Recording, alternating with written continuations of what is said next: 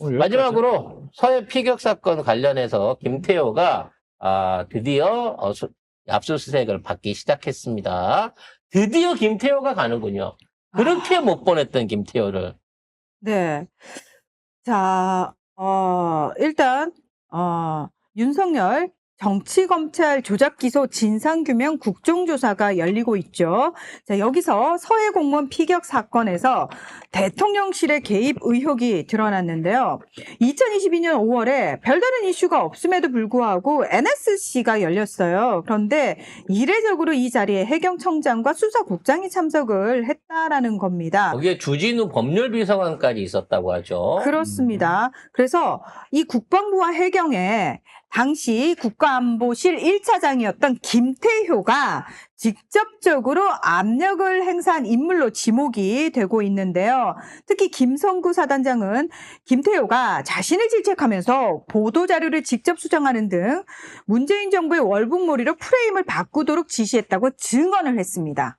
즉 김태효가 그런 그 지시를 내리니까 국정원이 차장 10명을 검사 출신으로 싹 바꿔버려요. 그렇죠. 인사이동에서 날렸던 상황에서. 그리고 그와 관련해갖고 모든 국정원의 자료들과 증거들이 조작되기 시작합니다. 그리고 그 조작된 증거를 받아서 검찰이 고소고발을 하게 만드는 거고요. 그래서 뭐 자료 폐기부터 시작해갖고, 안 했는데, 나중에 무죄받긴 했지만, 당시 박지원 국정원장을 고발까지 해갖고, 이걸 몰아갔고요. 이 고발을 빌미로 해가지고, 마치 이 사람이 무슨 선량한 피해자인 것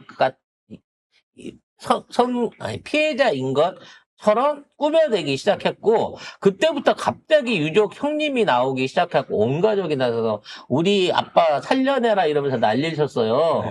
도박 빚지고 도망갔다는 얘기는 그 과정 중에 언론에서 다 쏙 빠지고 없어져 버렸죠. 아무튼 이와 같은 하명 프로세스가 존재를 했는데 여기에 전혀 이 업무와 상관이 없는 김태효와 주진우가 참석을 해서 회의에서 어떠한 역할을 했다는 것 자체는 이게 결국은 윤석열의 지시에 의해서 또는 김건희의 지시에 의해서 만들어진 사건일 가능성이 매우 높다는 겁니다. 여기에 하나 더 붙여서 김태효는 계엄이 국회에서 해지가 되고 난 다음에 가장 먼저 미국 대사하고 통화를 했던 인물이기도 합니다. 맞습니다. 자, 김태호가요, 당시에 신원식 안보실장과 공모해서 안보실 외교부 공무원들을 동원을 해서 계엄 때. 네, 계엄 때 밤 11시경입니다. 그러니까 불법 계엄이 선포된 직후입니다.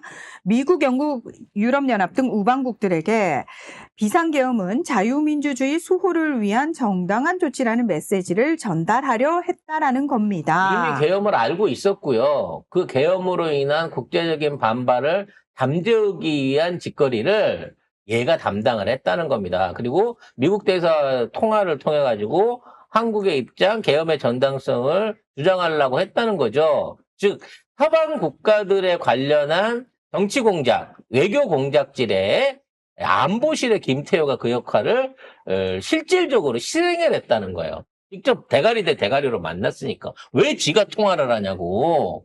그런 면에서 놓고 보면 얘가 왜 미국 측을 설득하는데 김태효가 동원이 됐을까? 원래 알던 사이니까. 원래 개 딱가리니까 상관한테 이와 같은 상황 때문에 우리가 했어요. 이해를 좀 해주세요. 이 윤석열이 쿠데타 성공시키고 나면 이 쿠데타 후에 우리가 그냥 간을 뺏어든 심장을 뺏어든 보온할 테니까 요거 좀 눈 감고 그냥 넘어가줘요. 이 역할을 실행범으로서 직접 진행하고 있었던 게 아닐까? 라는 생각이 든다는 거죠. 그래서 특검은 김태효와 신원식이 비상계엄을 지속시킬 목적이 있었다고 보고 내란 중요 임무 종사 혐의로 입건을 한 거죠. 어떤 경우에라도 시켜서든 안 시켜서 본인이 자발적으로 했던지 간에 불법 계엄을 정당화시키려고 하는 노력을 하거나 그에 대한 문건을 작성하거나 대외적으로 배포를 하려는 행위 자체는 진짜 이적 행위입니다. 그리고 어떤 내란 사건에 있어서의 주도적 역할을 했다고 봐야 되는 거거든요. 따라서 이거를 통해 갖고 김태호는 오히려 제가 보기에는 이 한덕수보다 죄질이 훨씬 나쁜 놈이에요. 그리고 참가도라 그럴까요? 이런 내란에서의 역할이라든지 기능이라든지 비중이 제가 보기에는 박성재보다도 높은 놈이 저는 오히려 김태호였다고 봐집니다. 왜냐면 박성재의 역할은 기존에 지가 갖고 있는 권력들을 남용해서 할 수 있는 일이지만 김태호가 해야 될 일은요, 권력 외적인 것.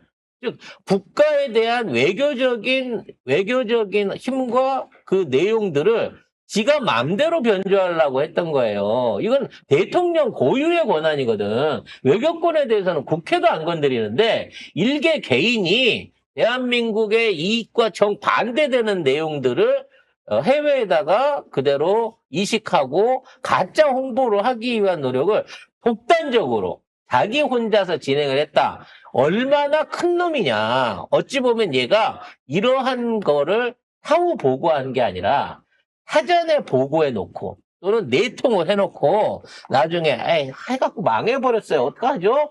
라고 전화한 게 사실이 아닐까라는 생각이 들어요.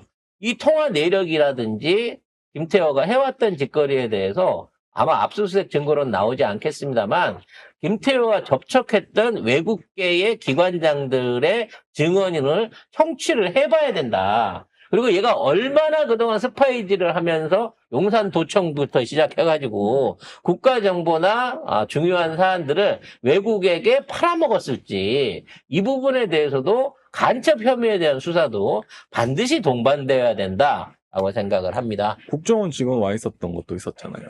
그것도 어떻게 했는지 김태호가 그거를 하면은 사실은 국정농단 더하기 내란 권력 남용이자 내란 종범인 거죠.